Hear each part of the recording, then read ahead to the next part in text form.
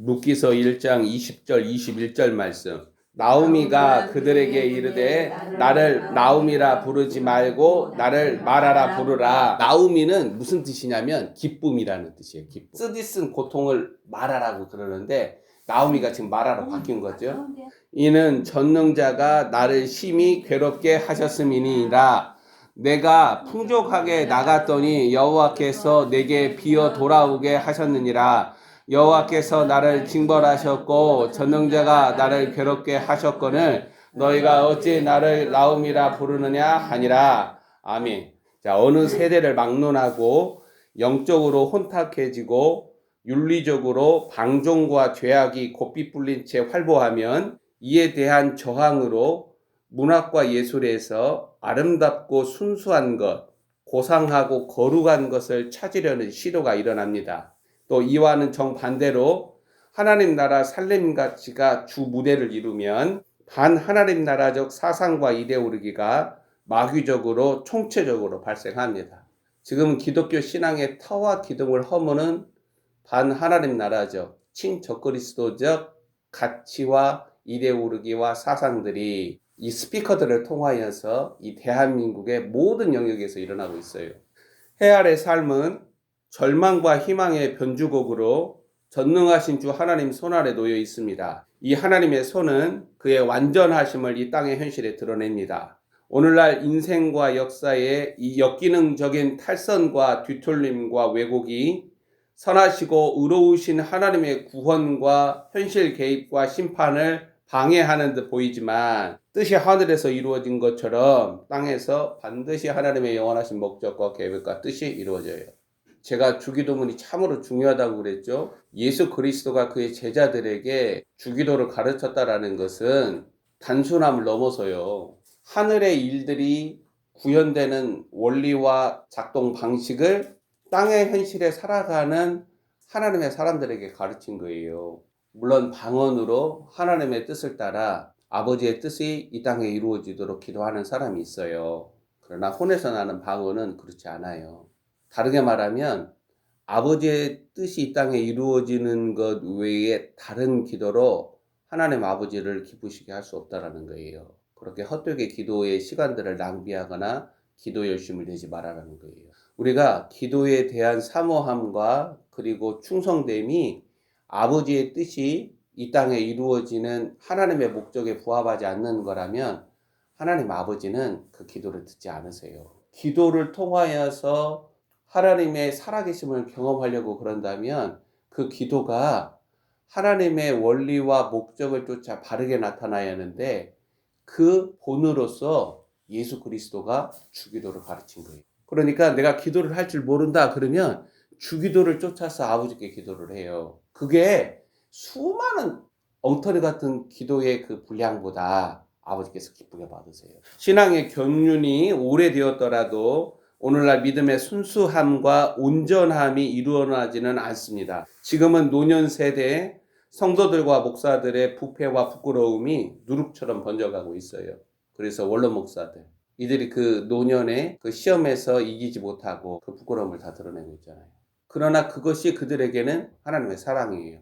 그에 대한 하나님의 구원 의지를 드러내는 거예요. 나사렛 예수 그리스도는 십자가에서 온몸이 다 벌거숭이가 되었어요. 주님이 너는 나의 종이다 해서 공적인 무대에 하나님의 메시지를 증거하는 자신의 메신저로 사용할 때 주님은 반드시 그를 벌거숭이가 되게 하세요. 근데 지금까지 대한민국에 유명하다라는 그 목사들, 그래서 원로 목사가 된 사람들은 벌거숭이가 된 적이 없어요. 그러면서도 30년, 40년, 50년 목회를 한 거예요. 그래서 마지막 때 다 무너지는 거예요. 근데 그 무너짐이 그들에게는 은총이에요. 그 무너짐 안에서 자신 안에 그리스도의 생명이 바르게 드러나야 돼요.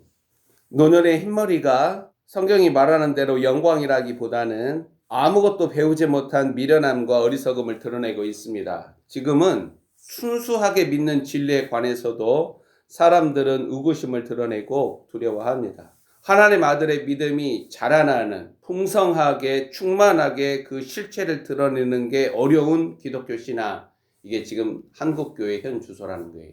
이럴지라도 하나님의 형상으로 지음받은 사람들은 거룩하고 순수한 것, 참으로 아름다운 것, 진실하고 감동적인 것에서 자신의 영혼과 마음이 거룩하게 세척되는 경험을 합니다. 사사기 부패와 타락, 그 추악함 가운데서 룻기서는 아름다운 사람들이 나타나고 그들의 인애와 돌봄, 헌신과 자기 내어줌에서 감동과 도전을 받습니다. 우리는 하나님의 말씀 증거 설교를 잔소리의 대용어로 사용되는 패역한 세대 가운데서 살아가고 있습니다. 그럴지라도 하나님의 증거들은 오직 성령으로 말미암아 듣고 읽고 지키는 자들의 신앙 양심을 깨끗하게 세척하고 은혜를 모르는 자들과 불의하고 이기적인 자들을 향하여 그리스도의 생명을 드러내는 용량을 키웁니다. 성령이 역사하지 아니하고서는 아무 일도 일어나지 않아요.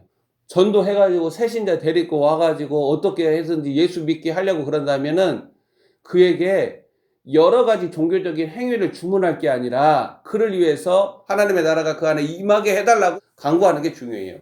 그리고 성령께서 진리이신 그리스도를 그 안에 드러내시도록 역사해달라고 기도하는 게 더 중요해요. 성령이 아니고서는 깨어나지가 않아요. 돌이키지도 않아요. 그리스도를 따라가지도 않아요. 성령은 그리스도의 진리를 우리 안에 드러내기 때문에 믿음이 생기는 것은 성령이 그 진리이신 그리스도를 그들 안에 드러낼 때나 믿음이 생겨요. 성령이 역사하지 아니하고서는 믿음이 자라나지 않는다라는 거예요. 열심 내서 믿음이 자라나는 게 아니에요. 우리는 아름다운 신앙의 궤적과 성품과 인격에서 드러나는 그리스도로 말미암아 진리 안에서 자라나고 성숙해지며 동시에 아름답고 순전하고 진실한 사람들을 그리워합니다. 이들은 연약함에도 불구하고 절망과 희망의 변주곡 이 삶의 여정에서 고상하고 거룩하신 하나님 나라 살림 가치를 되새김질합니다. 룻기는 타락한 사회에 뭉개진 신앙의 민낯에서 바로 이러한 역할을 합니다. 룻기는 인애와 사랑의 하나님 나라를 증거합니다. 말세에 고통하는 때가 이르러 사람들이 자기를 사랑하고 자기를 사랑하는 죄악에서 구원받는 것이 룻기에 나타난 인애와 사랑의 하나님 나라를 자신이 경험하는 거예요. 인생은 사람들과 사건들이 씨줄과 날줄처럼 교직되어 있습니다. 촘촘히 나열되는 사건들이나 우연처럼 만나고 경험하는 사람들의 이야기가 절망을 만들어내기도 하고 희망을 열기도 합니다. 룻기는 한 가족의 이야기로 시작하면서 한 여인의 이야기로 좁혀집니다. 그리고 인애와 섬김이 새로운 삶의 이야기를 만들어내는 인생 이야기가 룻기입니다. 텅 빈 절망의 가죽 부대를 희망과 비전으로 채우는 복음이 사사기의 우울함과 절망을 초국하고 있습니다. 낡은 가죽 부대를 버리고 새 부대가 되는 것, 룻기의 인애와 사랑의 하나님 나라가 내 안에 임하는 거예요. 우리 아이가 너무 자기밖에 모르고 지 생각대로 하고 지 고집대로 한다. 룻기를 들려주는 거예요.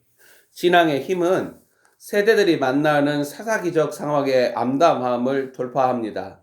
마지막 주자로서 대한예수교 장로의 남녀노소는 다가오는 적그리스도 짐승의 질서와 세상에서 믿음과 인내로 이기는 자들로 준비되어야 합니다.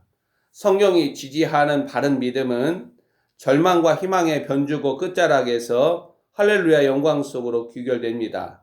인생에 찾아드는 하나님의 인자하심은 아래 세상에서 그리스도의 십자가라는 사닥다리를 통하여 드러납니다.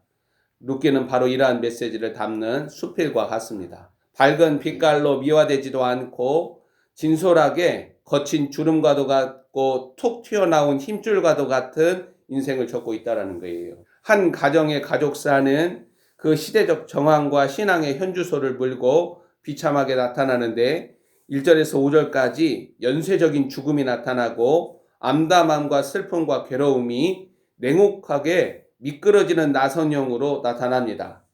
우리가 룻기 1장 1절에서 5절을 읽어보면 생명의 불씨를 이어나갈 수 있는 것들, 즉 그리스도가 오시는 길을 이어가는 생명들이 꺼져간다는 거예요. 이들이 다 죽거나 다 잃어버리고 오직 이거 하나만 남았다라고 말합니다. 모든 것들이 다 틀어지고 잘못되어 버린 거죠. 나움이라는 여인의 인생은 이 사사기적 상황이 몰아온 흉년과 그리고 이주 또 새로운 사람들의 만남에서 죽음과 이름이라는 절망의 씨줄에 질식당합니다. 이 나오미는 자신의 개인적인 수레에서 쓰라린 절망을 2번이나 언급을 하고 있어요. 마치 어머니가 남편을 잃고 막내를 잃은 것처럼. 모압 며느리들과의 이별 장면인 1장 13절에서 자신의 쓰라린 개인적 수레를 드러내고 베들레헴 신앙 공동체로 복귀해서 20절 21절에 그 쓰라린 자신의 심령을 드러낸다라는 거예요. 이 구절은 실패한 자, 부서진 자, 깨트려진 자, 쓰러져서 아무것도 할 수 없는 자들의 심령과 우열을 담아내고 있습니다. 20절 21절은 나오미가 전능하신 여호와 하나님과의 관계에서 참담한 심정을 솔직하게 드러내는 거예요. 여호와 신앙의 유산을 이어나갈 사랑하는 자들이 그 남편과 2 아들이 다 죽음으로 떠나보내고 이전에 풍족한 것들을 다 잃어버린 괴롭고 쓴 이 마라라는 인생을 스스로 고백합니다. 하지만 깨어지고 부서진 의로운 인생에 모압 여인 룻이라는 며느리가 있고 다시 나오미를 받아주는 이 베들레헴 공동체가 있다라는 사실은 절망이라는 씨줄을 감싸는 희망의 날줄이라는 거예요. 이것은 전능하신 여호와 하나님이 비어진 나오미의 쓰러진 삶을 여전히 붙들고 계시다라는 물적 증거입니다. 그러니까 나오미에게는 모압 여인 룻이 있었던 것처럼 우리 어머니에게는 모압 여인 룻과 같은 영적인 룻과 같은 우리들이 있어야 한다라는 말이에요. 자식들과 손자 손녀들이 내가 그리스도 안에서 나는 영적인 룻과 같이 살아가겠습니다 할 때 족보에 들어가는 거예요. 예수 그리스도의 족보에. 그냥 나는 내 어머니 그리고 내 할머니 그게 아니라 영적으로 룻과 같이 그리스도 안에 들어가겠다라고 고백을 하는 거예요. 내가 그렇게 살겠다라고 결심하는 거예요. 흙으로 빚어진 인생의 연약함을 아시는 여호와 하나님은 상한 갈대와도 같고 꺼져가는 등불과도 같은 나오미의 인생이나 신앙을 꺾지도 아니하시고 끄지 않으세요. 하나님의 인애와 돌봄이 여전히 나오미의 인생을 붙들고 있습니다. 나오미는 성령의 모형이에요. 보아스는 예수 그리스도의 모형이고 성령으로 말미암아 보아스의 발치입을 십자가 안으로 룻이 들어가잖아요. 성령이 아니고서는 그리스도의 비밀이 자신 안에 드러나지 않아요. 그리스도와의 친밀감이 자신 안에서 발전되지도 않아요. 그리스도 안에 감추어진 하나님의 영원하신 목적과 계획과 뜻이 드러나지도 않아요. 알지도 못해요. 발치 이불 속으로 들어가는 룻은 그리스도의 비밀 안으로 들어가는 거예요. 성경을 읽을 때 반드시 성령이여 이 안에 그리스도를 내 안에 가르쳐달라고 읽어야 돼요. 그리스도를 알지 못하는 성경 읽기가 무슨 의미가 있어요? 다 태워버리신다니까요. 1시간을 읽든 10분을 읽든 내가 읽는 성경에서 나는 그리스도라는 생명의 양식을 먹고 마시길 원하오니 성령이여 그리스도를 내 속에 드러내달라고 기도하고 있는 거예요. 말씀 읊조리기 시편 1편 19편 119편 1편 19편 119편 10편을 읽는데 그리스도를 먹고 마시지 못했다. 그는 성경 읽기를 한 게 아니에요. 우리는 일주일에 한 번 예배 드리니까 주중에 계속 설교만 써가지고 설교를 올리는데 들어요. 그리스도라는 생명의 양식을 먹지 아니하고서는 이 짐승의 질서 세상을 이기지 못해요. 정신을 똑바로 차리고 비틀비틀거리면서 쓰러지면 어떻게 돼요? 아직 시작도 안 했는데. 하나님의 인애와 돌봄이 여전히 나오미의 인생을 붙들고 있습니다. 절망의 씨줄로 질식당하는 자들, 음녀의 늪에 수당당한 이 대한민국 영토 위로 하나님의 손에서 나는 구원의 바람이 줄기차게 작용하고 있다는 거예요. 이 땅의 기독교 신앙 마당에 이 사사기적 상황이 뒤덮더라도 여전히 보좌에 계시는 주님은 이사야가 본 것처럼 이 땅과 우리들의 삶을 주관하고 계시다라고 우리는 믿음으로 말해야 한다는 거예요. 하나님 자신이 약속하신 땅에서 심판으로 초래된 흉년을 뒤로 물으시고 룻기서 1장 6절에 다시 그 땅과 그 백성들을 돌보시사 양식을 주시는 주님의 현실 개입을 믿어야 한다는 거예요. 우리는 절망에 질식당하지 않는 참된 소망, 내 안에 그리스도를 알아야 하고 발견해야 합니다. 내가 곧 그 생명이라 계시하신 예수 그리스도, 내가 곧 그 길이다 라고 구원을 받잖아요. 내가 곧 그 길이라라는 예수 그리스도를 알아요. 구원을 받아요. 근데 나는 그걸 말하는 게 아니에요. 내가 곧 그 길이고 그 진리고 마지막으로 그 생명이신 예수 그리스도가 내 안에 실체로 드러나야 한다는 거예요. 그걸 거듭남이라고 말을 하는 거예요. 이 마지막 때. 그게 신부됨의 시작이에요. 말씀을 듣고도 깨닫지를 못해요. 뭘 말하는가를 지금 몰라요, 지금. 이 마음에 종교적 수건이 덮여 있으면 그 고린도 교회요. 육신에 속한 자들이잖아요. 그리스도 안에서 아이들. 이게 하나님의 영원하신 목적과 계획과 뜻인 내가 곧 그 생명이라는 그리스도의 비밀이 드러나지 않아요. 그 고린도 교회가 그 은사를 자랑하고 그 성령의 역사를 자랑하는 그 교인들이 내가 곧 그 생명이라 계시하신 예수 그리스도가 내 안에 실체로 드러남이 복음입니다. 여호와 하나님 그리스도를 말하는 거예요. 이 그리스도가 다시 그의 백성들을 돌보시는 게 구원이라는 거예요. 그래서 1장 6절에 그 여인이 모압 지방에서 여호와께서 자기 백성을 돌보시사 그들에게 양식을 주셨다 함을 듣고 일어나서 그 모압 지방을 걸어 나오는 거예요. 종교 본산지에서 걸어 나오는 거예요. 생명이 없는 곳에서 걸어 나오는 거예요. 자신이 약속한 그 땅이 약속의 땅 가나안 구약적 그리스도 그림자예요. 그 땅이 하늘의 우로와 땅의 이슬로 양식을 내는 생명의 땅임을 다시 확인시켜 주심으로 생명에서 떠난 자들을 돌이키게 하고 생명의 양식으로 다시 그 땅으로 불러들이는 것이 복음이라는 거예요. 내가 이 복음을 부끄러워하지 않는다. 이 복음은 믿는 자들에게 구원을 주시는 하나님의 능력이다. 내 안에 다시 아버지께서 그리스도라는 생명의 양식을 먹이는 거예요. 그래야 살아나요. 영이. 절대 살아난 일이 없어요. 다른 방식으로는. 여호와 하나님이 자기 백성들을 돌보신다라는 복음이 이 대한민국 땅에서 다시 들려지면 모압 지방에서 바벨론 땅에서 스월 가까이에서도 하나님의 백성들은 걸어 나옵니다. 이것이 인생을 돌보시는 하나님의 인애와 사랑이라는 거예요. 주님은 나오미의 심령과 마음, 그 진실을 알고 계세요. 여기서 나오는 나오미의 그 말 있잖아요. 그 말의 의미를 주님은 정확하게 아시고 내 삶에 관여하시는 하나님이 바로 룻기의 하나님이라는 거예요.